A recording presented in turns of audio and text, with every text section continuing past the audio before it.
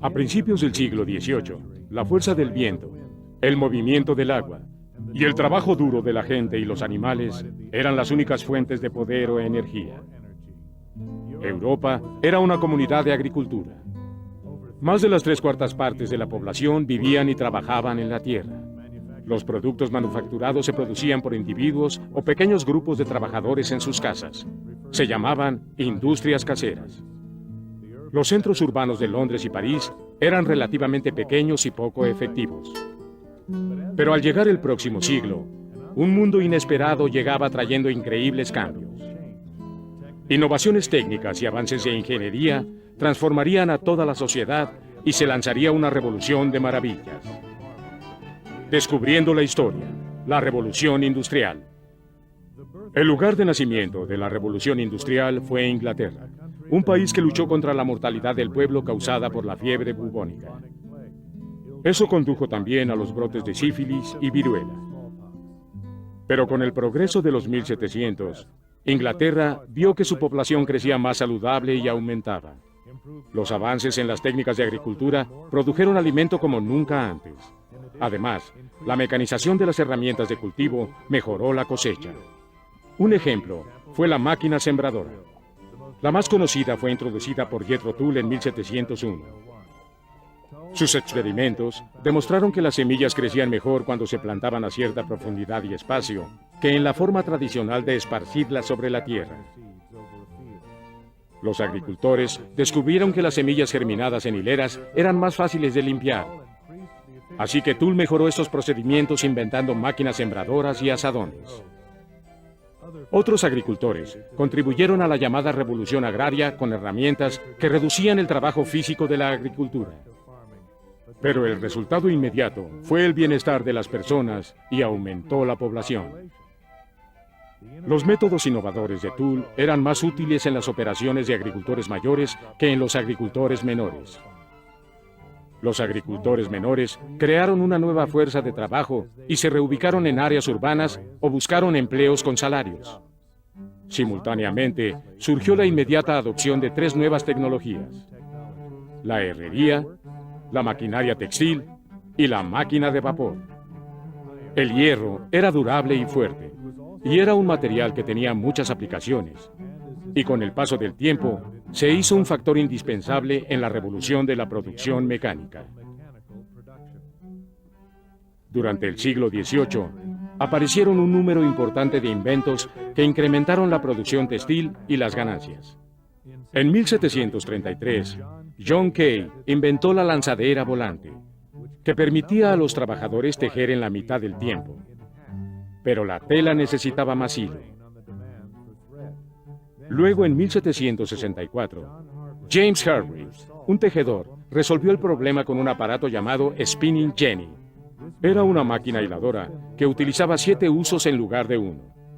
En 1769, Richard Arkwright, que hacía mechas, patentó una máquina con un marco de agua que producía un hilo más resistente.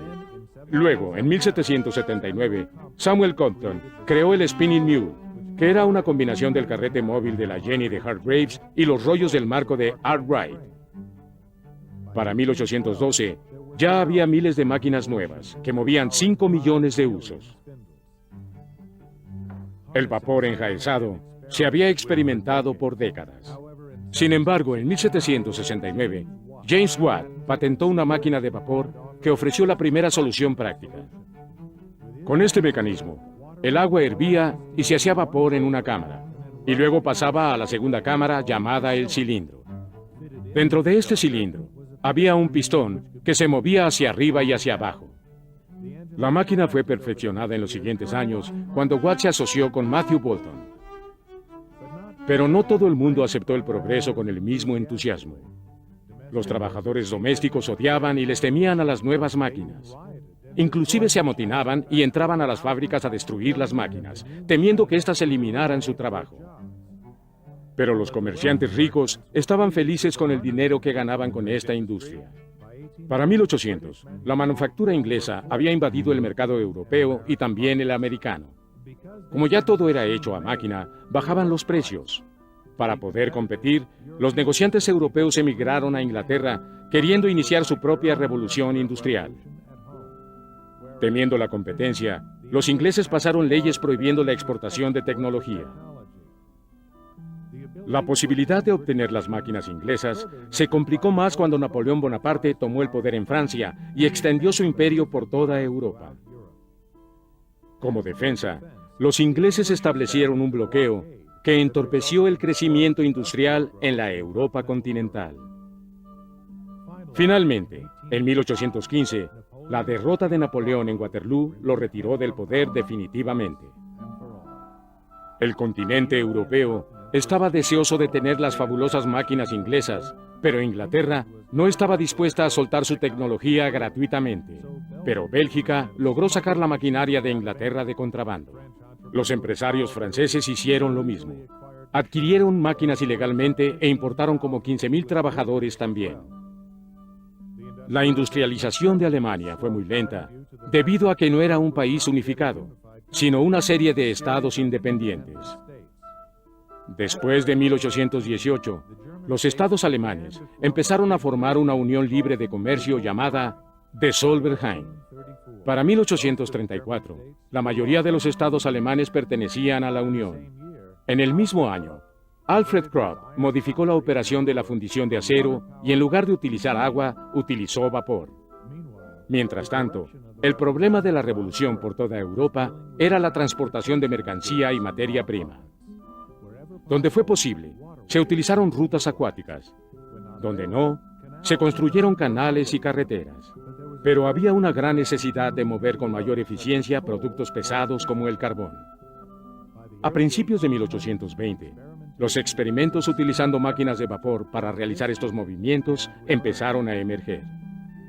Deseando construir un ferrocarril entre Darlington Coalfield y el puerto de Stockton, los comerciantes de Newcastle, Inglaterra, contrataron al ingeniero George Stephenson para realizar la tarea. El proyecto fue un éxito, pero los dueños de los canales se opusieron al ferrocarril, pues temían por su seguridad. En 1826, Stephenson empezó la construcción de un ferrocarril entre Liverpool y Manchester. En 1833, este ferrocarril se convirtió en el primero del mundo que transportaba pasajeros operado por locomotoras de vapor. Para 1844, Inglaterra tenía 2.900 kilómetros de ferrocarriles que transportaban 18 millones de pasajeros. ¿Y en qué forma Estados Unidos estaba en el esquema de la revolución industrial? ¿No estaba luchando su propia revolución? ¿La revolución contra Gran Bretaña a fines de los 1700? Con sus 13 colonias, Estados Unidos era la fuente de materia prima para que Inglaterra fabricara artículos. Aún después de lograr independencia, los industriales británicos intentaron impedir cualquier desarrollo norteamericano y querían mantener a Estados Unidos como su país proveedor. Con la compra de Luisiana en 1803, Estados Unidos duplicó su tamaño, pero la población se ubicaba mayormente en la costa este. El joven país sufría por falta de población y por falta de trabajadores hábiles. Aunque Nueva Inglaterra tenía comerciantes ricos y en el sur había dueños de plantaciones acaudalados, el país padecía de falta de dinero que limitaba sus oportunidades de crecer industrialmente.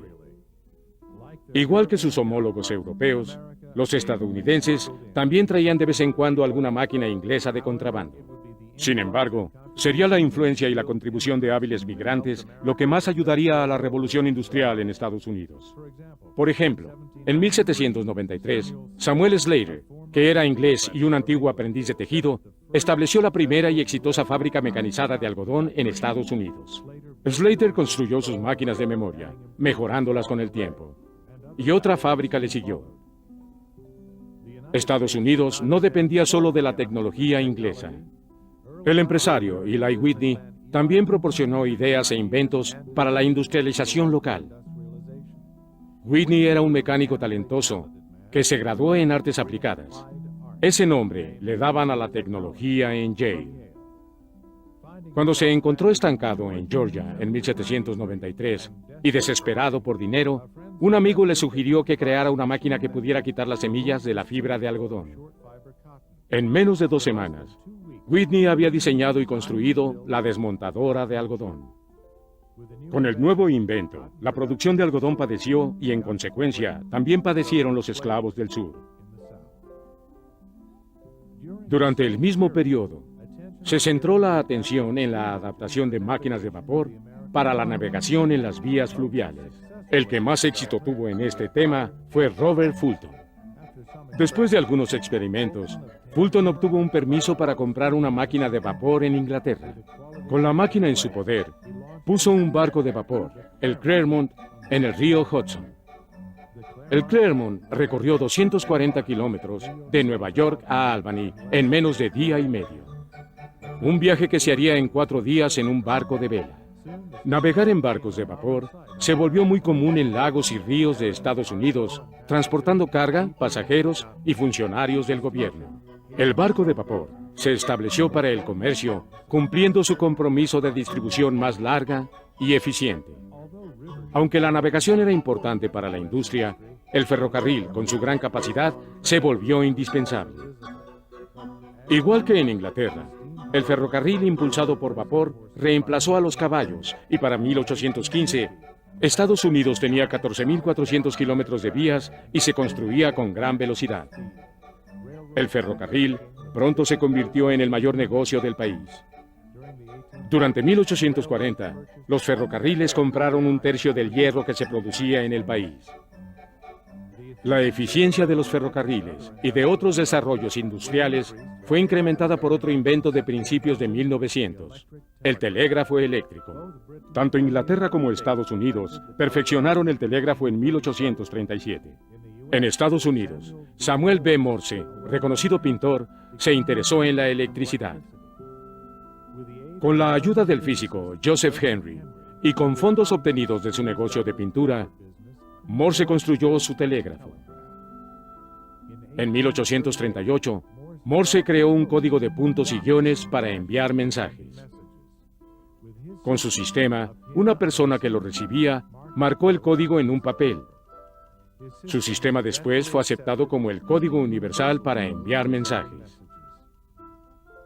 En 1843, Morse obtuvo financiamiento del Congreso para tender la primera línea telegráfica del país entre Baltimore y Washington, D.C. Con cierta vacilación, el telégrafo fue aceptado como un poderoso y rápido medio de comunicación. Pronto otras ciudades estuvieron conectadas por el telégrafo. Para 1850, los resultados de 100 años de industrialización estaban en total operación en Europa y en Estados Unidos. La existencia de carbón permitía el uso de las técnicas inglesas para hacer hierro, y la primera mina que se explotó con esas técnicas fue en 1840. Nuevas provisiones de carbón y hierro permitieron a los fabricantes producir sus propias herramientas y equipo. En 1850, el sistema de fabricación estaba produciendo más y más objetos, desde armas de fuego hasta máquinas de coser y equipo de agricultura. La fabricación y ensamble de partes estándar se convertía en la norma preferida de producción. El 1 de mayo de 1851 se inauguró la Gran Exhibición en Londres. La exhibición fue organizada por el príncipe Albert, esposo de la reina Victoria, y exponía cientos de productos industriales de Inglaterra, del resto de Europa y de Estados Unidos. El lugar de exhibición fue un palacio de cristal, un fabuloso edificio de hierro y cristal. Parecía la muestra de qué tan lejos había llegado el mundo y el símbolo de lo mucho que estaba por venir. Ese mismo año, uno de los sucesos más importantes en la producción ocurrió. Se hizo posible una forma barata de hacer acero. Más fuerte y menos frágil que el hierro, el acero era claramente el óptimo material de construcción. Por ejemplo, las vías de acero duraban décadas sin doblarse o romperse por la presión de los ferrocarriles. Sin embargo, hasta los 1850, el acero era costoso y difícil de fabricar. Aún Gran Bretaña, el mayor productor de metales en el mundo, hacía cantidades limitadas de acero. Luego, en 1851, se descubrió una forma menos costosa de producir acero. Tanto en Estados Unidos como en Inglaterra, se descubrió que soplando aire por los orificios del hierro lo convertía en acero. La industria del acero siguió abriendo nuevos caminos industriales. El acero se usaba para construir puentes de ferrocarril y estructuras de grandes edificios. En los años que siguieron a la Guerra Civil, Estados Unidos se colocó a la cabeza del mundo en tecnología. El país centró su atención en terminar el ferrocarril nacional y los sistemas de telégrafo. Los inventos de la primera parte de la Revolución Industrial fueron creaciones de ingeniosos mecánicos y científicos. Sin embargo, después de 1850, hubo un énfasis mucho mayor en las ciencias cuando los ingenieros exploraron nuevas vías de aplicar el conocimiento científico en la industria. Los historiadores se refieren a este periodo como la Segunda Revolución Industrial, una revolución basada en gas, petróleo, electricidad e ingeniería química. El gas de carbón, por ejemplo, se extrajo primero de carbón ardiendo en 1784 y se había usado en forma limitada en la vida de principios de los 1800. Sus usos se expandieron mucho. Muchas casas utilizaban gas de carbón para tener calor, luz y cocinar. La luz de gas se utilizaba en las calles y en otras áreas públicas para reducir el vandalismo. En 1859, después del descubrimiento de un campo de petróleo en Pensilvania, el petróleo y otros combustibles se desarrollaron y se utilizaron primero para iluminar y lubricar. La industria prosperaba. Para 1917, casi 500,000 de pozos petroleros se habían cavado en Estados Unidos. Mientras tanto, los ingenieros electricistas encontraban aplicaciones prácticas para la electricidad. En 1872, el ingeniero belga Zenobe Gramme inventó el generador eléctrico. 2 años después, el tren eléctrico estaba revolucionando el transporte urbano en Estados Unidos. La electricidad proporcionaba una fuente de poder más variada que el vapor. Daba una iluminación más brillante, más barata y más segura en fábricas, oficinas y casas. Thomas Edison, el más grande inventor de todas las eras, inventó la bombilla de trabajo en 1879. La segunda mitad del siglo XIX también vio florecer fabulosas tecnologías de comunicación que dependían de impulsos eléctricos. En 1876, el gran inventor Alexander Graham Bell le dio vida al teléfono, que mejoró inmensamente las comunicaciones entre ciudades, estados y también países. Al siguiente año, Edison inventó el fonógrafo, el precursor de los tocadiscos que utilizamos hoy. En 1883, el físico alemán Heinrich Hertz descubrió las ondas de radio, y en 1896, el radio que conocemos fue perfeccionado. La idea de un vehículo que avanzara por su propio impulso se había planteado, pero mientras no se creó el motor de combustión interna, era una remota realidad. El concepto básico del motor de combustión interna es que el combustible se quemara en forma segura dentro del motor. En 1876, el inventor Nicolaus Augustus Otto desarrolló la forma más común del motor de combustión interna. Un motor de 4 tiempos, comúnmente conocido como el Otto Cycle. Para 1885, Karl Benz, un alemán, construyó el primer automóvil impulsado por gasolina. Un año después, Gottlieb Daimler, también alemán, probó un carro similar con un socio. El equipo combinó fuerzas y llegaron a ser los primeros fabricantes de autos en 1885. Pero sería Henry Ford, un mecánico estadounidense, quien haría de la industria del automovilismo un gran negocio. Ford reconoció que Estados Unidos representaba un avance indispensable al comercio. Los ferrocarriles conectaban parcialmente a la gente por toda la nación. Él sabía que si lograba fabricar un medio accesible de transporte individual, el consumidor nacional estaría dispuesto a comprarlo. Así que en 1903, con dinero prestado, Ford abrió su primera planta en Detroit y comenzó a fabricar automóviles. Los primeros que salieron se vendieron en $600. 5 años después, fabricó el modelo T, que era fácil de mantener y era mucho más alto, permitiendo al vehículo rodar sobre los caminos tan sinuosos de aquel tiempo.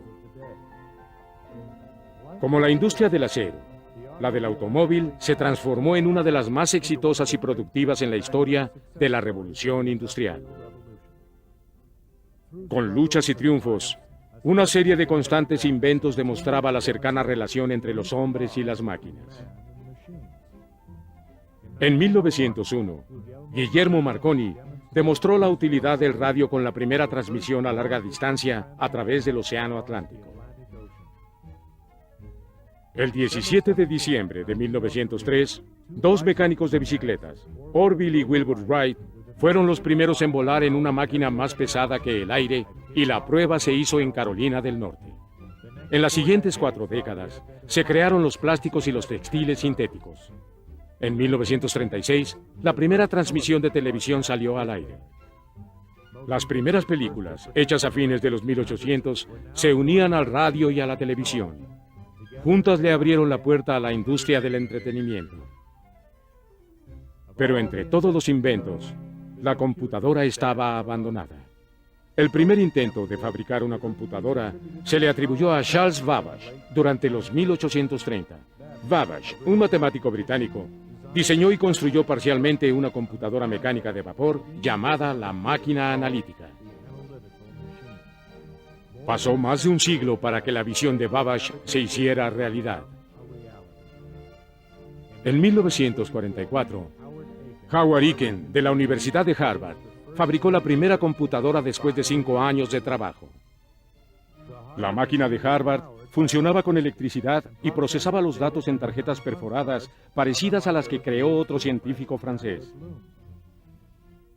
Solo 2 años después, J. Presper Eckers y John W. Moseley develaron al ancestro de las computadoras modernas, la totalmente electrónica ENIAC, siglas en inglés de integrador electrónico, numérico y calculadora. Era una enorme máquina que tenía 8,000 tubos de vacío y pesaba casi 30 toneladas. Pero con diligencia, los científicos crearon muchos avances para la computadora. Primero, unos pequeños transistores reemplazaron los tubos de vacío. Luego, en 1958, los investigadores descubrieron que usando pedazos de silicón, conocidos como chips, podían lograr que transistores y circuitos fueran una sola unidad, llamada circuito integrado. Y por primera vez, surgieron las computadoras para escritorio. En 1971, la corporación Intel puso todo el sistema de operación del computador en un solo chip, del tamaño de una estampilla postal. Este chip, el microprocesador, hizo posibles las computadoras personales modernas. En cada paso, la computadora le dio alcances y poder a la ciencia y la tecnología. Su importancia trasciende su capacidad de guardar y procesar información. Es toda una industria dentro y fuera de sí misma. Pero la computadora es también una herramienta de prácticamente todas las industrias que existen. Ha contribuido a la automatización, al diseño industrial, transacciones comerciales, control de calidad, etc. Además, ha entrado a los hogares como una herramienta y como un juguete. El efecto de su impacto no tiene descripción. Lo que empezó en la Inglaterra del siglo XVIII como una necesidad de modernizar las máquinas de trabajo fue desarrollado por mentes ingeniosas e inventores. Eran mecánicos que veían una forma de suavizar la transición de una sociedad agraria a una sociedad industrial. Sus innovaciones y esfuerzos fueron aumentados cuando las necesidades indujeron a la revolución del transporte. Con ello, se minimizaron las distancias entre las ciudades de una creciente nación.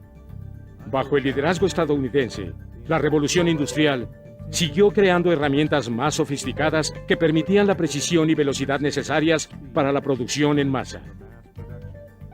Los inventores independientes como Thomas Edison y Alexander Graham Bell han adquirido fama doméstica por sus creaciones para las necesidades de la vivienda. Con profunda determinación, ingenio y sobre todo introduciendo ideas y conceptos nuevos, la revolución industrial está lejos de terminar.